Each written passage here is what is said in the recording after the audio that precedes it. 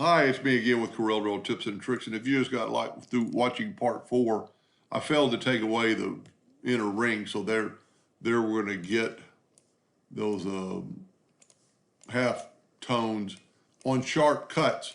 But if that's not what they were looking for, let's do this. Let's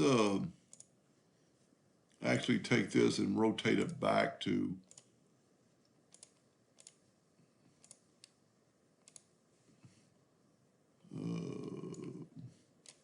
22.5 degrees.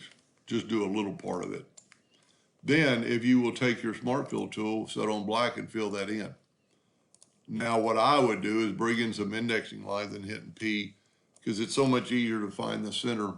And then take our black dot, and I'm going to nudge it out of the way twice. I've got 2 inches set. Nudge that out a couple of ways. Then nudge this back down twice. Control D and make a duplicate. Now, you'd want to do this before you blur it and do everything else, because if you don't, you'll have to set back and every time reset the center.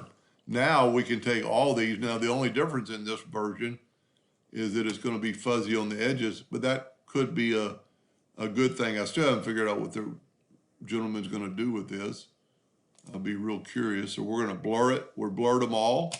Now we're going to go to Effects, Color Transform, Halftone, and remember I've got everything turned off but black. So now you have halftone squares or whatever radius is around that, instead of having a sharp cut that we took that away. I mean, look at the difference between the two, and it would be all depends on what you're looking for. They're both transparent, so we didn't do anything there, nothing showing. But side by side, they're it's pretty neat looking thing.